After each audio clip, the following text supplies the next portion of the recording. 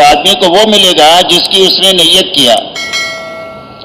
اگر آدمی عمل کی نیت کرے گا تو اللہ عمل کی توفیق دیں گے، اور اللہ توفیق دے کر آخرت کے اعتبار سے جنت میں اور اپنی رضا تک پہنچا دیں گے، اور دنیا میں حیات طیبہ تک پہنچا دیں گے توفیق کے راستے سے۔ دنیا بھی بنا دیں گے، آخرت بھی بنا دیں گے، لیکن اس کے لیے پہلی شرط جو ہے وہ ارادہ ہے کہ آدمی ارادہ کرے، نیت کرے عمل کی۔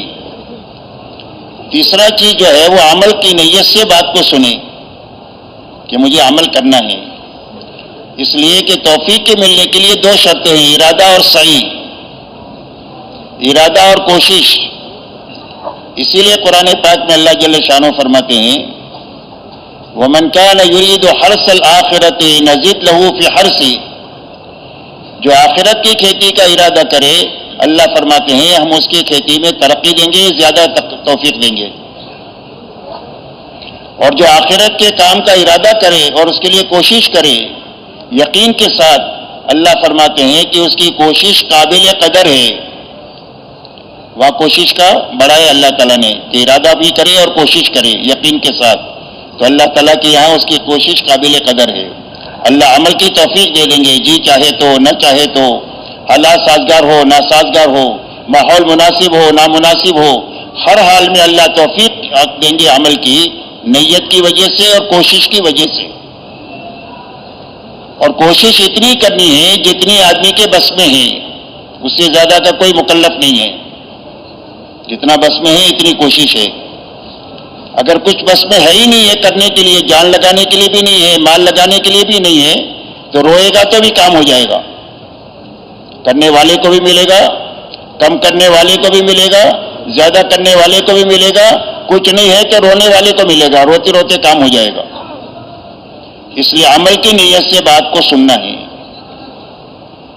آخری بات میرے دوستو یہ ہے کہ اچھی بات سمجھ کر اچھی طرح اس کو کرتے ہوئے دنیا میں اپنے گھر سے لے کر عالم میں اور ساری انسانیت تک پہنچانے کی نیت سے بات کو سننا ہے۔ یہ دین کی بات کا حق ہے۔ حضور صلی اللہ علیہ وسلم کو اللہ تعالیٰ ارشاد فرما رہے ہیں یا ایھا الرسول بلغ ما انزل الیک من ربک، کہ ہمارے پیغمبر آپ کے پاس ہماری طرف سے جو پیغام آیا ہے، جو علم آیا ہے، اس کو آپ لوگوں کے پاس جو کا تو پہنچا دیجئے، پہنچانے کا حکم ہے۔ آپ نے پوری امت کو یہ حکم دیا ہے بلغوا عنی ولو آیا، میری طرف سے ایک بات تمہارے پاس پہنچ جائے تو آگے پہنچا دو۔ حجۃ الوداع میں آپ نے تمام حجاج سے فرمایا الا فلیبلغ منکم الشاہد الغائب، جو حاضر ہے جس نے بات کو سمجھا سنا ہے وہ غائبین تک پہنچا دے۔ اس لیے پورے عالم میں پہنچانے کی، انسانیت تک پہنچانے کی نیت کریں۔ اب پورے عالم میں اور انسانیت تک پہنچانے کا کیا راستہ ہے؟ دنیا میں تو کروڑوں لوگ ہیں، کہتے ہیں 800 کروڑ لوگ ہیں اور کئی سو دنیا میں ملک ہے، تو چھوٹی سی زندگی میں آدمی پوری دنیا میں ساری انسانیت تک کیسے جا سکتا ہے؟ تو پوری انسانیت تک اور عالم میں جانے کا راستہ یہ ہے کہ جہاں تک ہم جا سکتے ہیں اور جتنوں تک جا سکتے ہیں اپنی زندگی میں جانا، اور جہاں تک نہیں جا سکے یا جتنوں تک نہیں پہنچ سکے وہاں تک بات کے پہنچانے کے لیے کام کے آدمی بنا کر دنیا سے جانا، بہترین عملہ بنانا کام کا، یہ محنت کا صحیح رخ ہے۔ حضور صلی اللہ علیہ وسلم کو اللہ نے بڑا کام لے کر دنیا میں بھیجا تھا۔ آپ کی محنت کا میدان پورا عالم ہے، ساری انسانیت ہے اور قیامت تک کا زمانہ ہے۔ اتنا بڑا کام ہے آپ کے ذمے، اور اتنے بڑے کام پر قابو پانے کے لیے آپ کو صرف 23 سال کا زمانہ دیا گیا کہ اتنا بڑا کام کتنے عرصے میں کرنا ہے؟ صرف 23 سال میں کرنا ہے۔ تو 23 سال میں آپ نے محنت کا کیا رخ اپنایا؟ آپ نے محنت کا رخ یہ اپنایا کہ نبوت کے ملنے کے بعد آپ کو 1 منٹ آرام نہیں ہے، کام ہی کام ہے۔ آپ کی صفات بتلائے گئے، دائم الفکرہ، متواصل الاحزان، لیس لہ راحہ، ہمیشہ آپ کو ایک فکر کھا رہا تھا، آپ ہمیشہ غمگین تھے اور آپ کو 1 منٹ کے لیے راحت نہیں تھی، آپ ہمیشہ کام میں تھے۔ اس انتھک محنت میں آپ نے صرف حجاز میں کام کیا 23 سال میں۔ آپ کا لمبا سفر تبوک کا ہے، آپ دنیا میں نہیں گئے، لیکن آپ نے انتھک محنت کرتے ہوئے اپنی زندگی میں بہترین کام کرنے والا عملہ بنایا. سوالات صحابہ بنائے آپ نے کہ جو آپ کی زندگی کا نمونہ تھے. ان کا دن آپ کی رات جیسا تھا اور ان کی راتیں آپ کی رات جیسی تھی. اسی لیے صحابہ کا تعارف 2 جملوں میں ہوتا ہے: فرسان بالنہار و رہبان باللیل، بسام بالنہار و بکام باللیل. فرمایا صحابہ کون ہیں؟ فرمایا دن کے شہ سوار ہیں اور راتوں کے عبادت گزار ہیں. دن کو حشاش بشاش اللہ کے دین کا کام کرنے والے ہیں اور راتوں کو اللہ کے سامنے بہت زیادہ رونے والے ہیں. آپ کا دن رات صحابہ میں منتقل ہو گیا. آپ کا دن دعوت اور تعلیم کے لیے. آپ کو اللہ نے داعی اور معلم بنا کر کے بھیجا تھا. اس لیے دین کا بڑا حصہ دعوت اور تعلیم پر خرچ ہوتا تھا، لوگوں کی خدمت کر کے، راحت پہنچا کر کے. یہ آپ کا دین ہے. اور آپ کی رات کا بڑا حصہ اللہ کے سامنے نماز میں، دعا میں، آہوزاری میں لگتا تھا. یہاں تک کہ آپ کے سینے سے ایسی آواز آتی تھی رونے کی جیسے ہنڈیا کے ابلنے کی آواز آتی ہے. ہنڈیا ابلتی ہے تو کھٹ کھٹ کرتی ہے نا، ایسی آواز آتی تھی آپ کے سینے سے رونے کی. یہ آپ کا دین ہے اور یہ آپ کی رات ہے. اور یہی 2 چیزیں آپ کے مجمع میں منتقل ہوئی.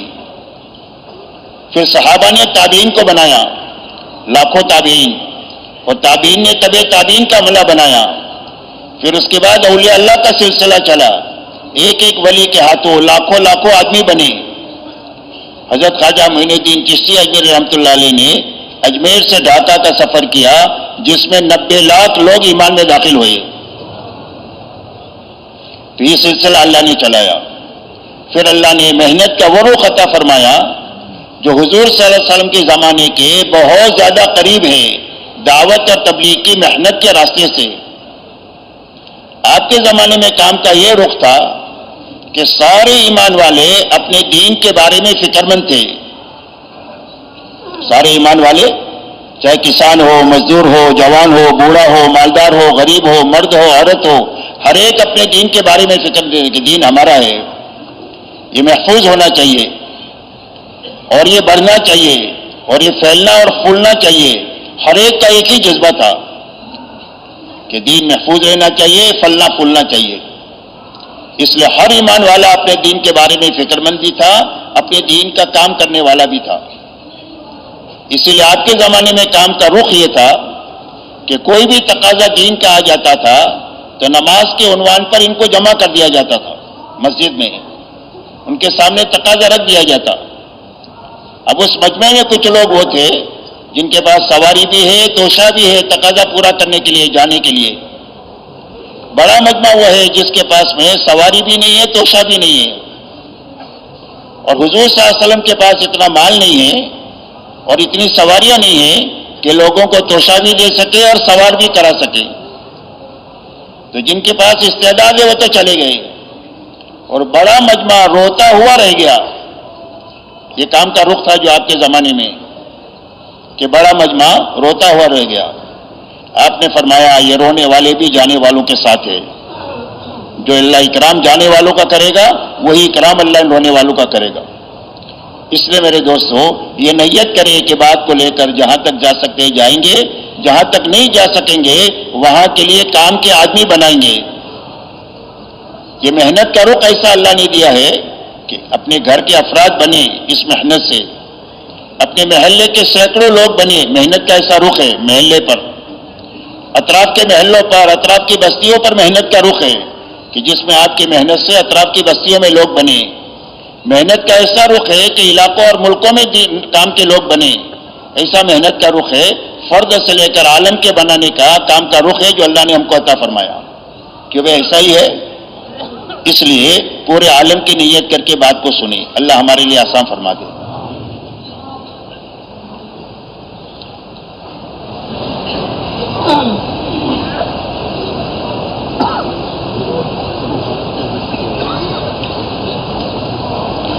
میرے محترم بزرگوں، دوستو، سمجھنے کی بات یہ ہے کہ اللہ تعالیٰ نے مہربانی فرما کر ہمیں ایک بڑے کام کے ساتھ نسبت عطا فرمائی ہے.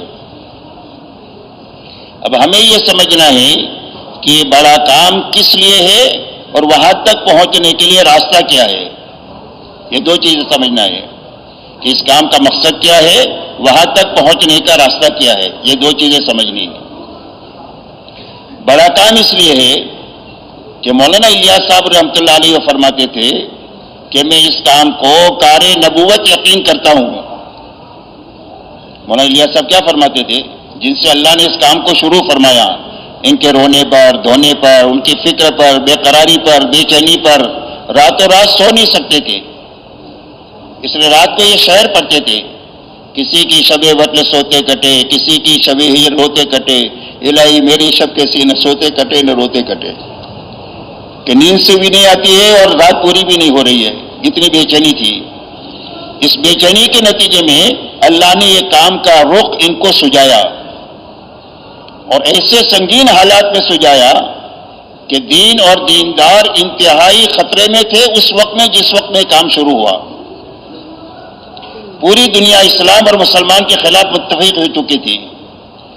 جو طاقت ایمان والوں کو اور ایمان کو جوڑنے والی تھی اس کا خاتمہ ہو چکا تھا، اور چاروں طرف مایوسی کے حالات تھے. بڑے بڑے لوگ کہتے تھے اب کیا ہوگا، اب کیا ہوگا. اسی لیے مولانا تھانوی رحمۃ اللہ علیہ نے دعوت کے کام کو دیکھ کر یہ فرمایا کہ مولانا الیاس صاحب نے تو یاس کو آج سے بدل دیا. کس سے بدل دیا؟ یاس کو مولانا الیاس نے آج سے بدل دیا. اس لیے مایوسی کے حالات میں اللہ نے یہ کام عطا فرمایا. مولانا یہ فرماتے تھے کہ میں اس کام کو کار نبوت یقین کرتا ہوں. تو نبوت کا کام بہت بڑا کام ہوتا ہے. اللہ تعالیٰ نے قرآن پاک میں نبوت کی محنت کو بیان کیا ہے اور ان کی دعا کی طاقت کو تفصیل سے بیان کیا ہے کہ نبوت کا کام کیسے زمانے میں شروع ہوتا ہے. عام طور پر ایسے زمانے میں شروع ہوتا ہے جب انسانیوں میں دو بڑی بڑی بیماریاں پیدا ہو جاتی ہیں. ایک جہالت پیدا ہو جاتی ہے اور ایک گمراہی پیدا ہو جاتی ہے. یہ بڑی بیماریاں ہیں کہ انسان جاہل ہو جائے کہ اللہ کی پہچان سے، نبی کی پہچان سے، آخرت کی پہچان سے، اللہ کو راضی کرنے کے طریقے سے جاہل ہو جائے. اسی کو جہالت کہتے ہیں. اور گمراہی جو ہے اس کو کہتے ہیں کہ اللہ تک پہنچنے کا راستہ ہی معلوم نہ ہو جائے، گم ہو جائے. تو جہالت اور گمراہی جب عام ہو جاتی ہے تو اس وقت میں اللہ تعالیٰ نبوت کی محنت کو وجود بخشتے ہیں. اور یہ جہالت اور گمراہی کو چلانے والے ایسے لوگ ہوتے ہیں جو دنیا میں سب سے بڑے سرغنے ہوتے ہیں. کسی کے پاس ملک کی طاقت ہوتی ہے، کسی کے پاس مال کی طاقت ہوتی ہے، کسی کے پاس اکثریت کی طاقت ہوتی ہے، کبھی کسی کے پاس جسمانی قوت کا نقشہ ہوتا ہے. غرض یہ کہ نقشوں کے اور مالکوں کے وہ زمانے میں اللہ تعالیٰ نبوت کی محنت کو وجود بخشے ہیں. جس نے قرآن میں اللہ نے نبوت کی محنت کی طاقت کو بنایا ہے کہ سارے نقشوں کو ہم نے اس کے مقابلے میں توڑ کے رکھ دیا ہے. اس لیے کہ نبوت کی محنت کے ساتھ صحیح ہو جائے، پوری ہو جائے تو اللہ اپنی تمام تر قدرت اور خزانوں کے ساتھ اس کے ساتھ ہوتے ہیں. داعی کے ساتھ اور دعوت کی محنت کے ساتھ شرط یہ ہے کہ صحیح ہو جائے، پوری ہو جائے تو اللہ اپنے تمام تر خزانوں اور قدرت کے ساتھ، داعی کے ساتھ اور دعوت کے ساتھ ہوتے ہیں. اس لیے دنیا کی کوئی طاقت اللہ کا مقابلہ نہیں کر سکتی. اس لیے فرماتے تھے کہ میں اس کام کو، دعوت کا کام یقین کر کے کر رہا ہوں. بڑے آدمی کی کبھی بڑی بات ہے. جب ان سے پوچھا گیا کہ آپ اس محنت سے چاہتے کیا ہیں، یہ تبلیغ کی محنت سے آپ کیا چاہتے ہیں؟ فرمایا تبلیغ کی محنت سے میں یہ چاہتا ہوں کہ اس محنت کو کرتے کرتے محنت کرنے والے وہاں تک پہنچے جہاں حضور صلی اللہ علیہ وسلم امت کو چھوڑ کر گئے تھے. یہ ہماری منزل ہے تبلیغ کی. کیا منزل بتائی؟ کہ محنت کرنے والے محنت کرتے کرتے وہاں پہنچے جہاں حضور صلی اللہ علیہ وسلم امت کو چھوڑ کر گئے تھے. تو حضور صلی اللہ علیہ وسلم امت کو کہاں چھوڑ کر گئے تھے، یہ سمجھنے کی ضرورت ہے. آپ پوری امت کو دو بنیادوں پر چھوڑ کر گئے تھے، یاد رکھیں. ہر فرد امت میں دو بنیادیں تھی. ایک تو ہر فرد امت میں پورا دین اپنی حقیقت کے ساتھ تھا. پورا دین ہے اور حقیقت کے ساتھ ہے. جو کرنے کے کام کیے سارے کر رہے ہیں. جتنے بچوں سے بچنے کے لیے کہا ہے ساری چیزوں سے بچے ہوئے ہیں. جن صفات سے متصف ہونے کا حکم دیا ہے وہ صفات سے متصف ہے، اور جن رذائل سے پاک ہونے کے لیے کہا گیا ہے اس رذائل سے زندگیاں پاک ہے۔ تو پورا دین حقیقت کے ساتھ میں ہے، جو قرآن میں ہے وہ زندگی میں ہے۔ کانوا کتاب اللہ یمشون علی الارض، زمین پر چلتی پھرتی کتاب تھے، جسے قرآن سمجھنا ہوتا ہے ان کی زندگی کو دیکھ کر سمجھ سکتا ہے، قرآن وہ ہے جو ان کی زندگی ہے۔ یہاں تک کہ غیروں نے اس کی طاقت کو سمجھا کہ ان کے پاس کیا سرمایہ ہیں۔ تاریخ میں ایک واقعہ آتا ہے کہ جب ایک بڑی طاقت کے سامنے مسلمانوں کو کسی موقع پر معرکہ میں آزمانا لگنا پڑا اور ایمان والوں کو اللہ نے کامیابی عطا فرمائی، تو مخالفین نے اپنے جاسوسی نظام کو بلایا اور بلا کر یہ پوچھا کہ یہ بتاؤ تمہارے سامنے والے تمہارے سے تعداد میں زیادہ تھے یا تمہارے پاس تربیت میں زیادہ تھے؟ تعداد ان کی زیادہ تھی، تمہاری کم تھی، یا ان کا عسکری نظام تربیت کا زیادہ اچھا تھا تمہارے سے یا کم تھا، یا ان کے پاس سامان زیادہ تھا یا تمہارے پاس میں زیادہ تھا؟ تو انہوں نے کہا کہ ان کے پاس میں تعداد بھی نہیں تھی، سامان بھی نہیں تھا، تربیت میں بھی ہم سے اچھے نہیں تھے، اس لیے کہ تو قبائل جمع ہوئے تھے آپس میں، تو یہ چیزیں نہیں دی۔ فرمایا کیوں پھر ہار گئے تم، کیوں جیت گئے؟ تو انہوں نے 3 باتیں بتلائی۔ ایک نے یوں کہا کہ میں نے بہت باریکی سے ان کا مطالعہ کیا تو ان کو اچھے کاموں کا عادی پایا، معروفات کو بیان کیا اس کے جس کا اللہ نے قرآن میں حکم دیا ہے۔ دوسرے نے کہا میں نے بہت باریکی سے ان کی زندگی کو دیکھا تو اس میں کا کوئی بھی برائی کا کام کرنے والا نہیں تھا، شرابی نہیں تھا، کبابی نہیں تھا، بدکار نہیں تھا، برائی سے پاک ہونے کو بیان کیا۔ تیسرے نے یوں کہا کہ میں بہت باریکی سے ان کو دیکھتا رہا کہ جب کبھی بھی جان دینے کا موقع آتا تھا تو ہر آدمی کی چاہت یہ ہوتی تھی کہ میں پہلے کام آؤں، میرا بھائی بعد میں کام آئے۔ تو جھوٹے آدمی نے سچی بات کہی۔ قرآن میں اللہ نے انہی 3 چیزوں کو بیان کیا ہے، معروفات بیان کیا ہے، کرنے کا حکم دیا ہے، منکرات بیان کیا ہے، اس سے بچنے کا حکم دیا ہے، اس کے لیے کوشش کرنے کا حکم دیا ہے، کوشش کرنے والوں کے واقعات کو تفصیل سے قرآن میں بیان کیا ہے، نبیوں کے واقعات کو۔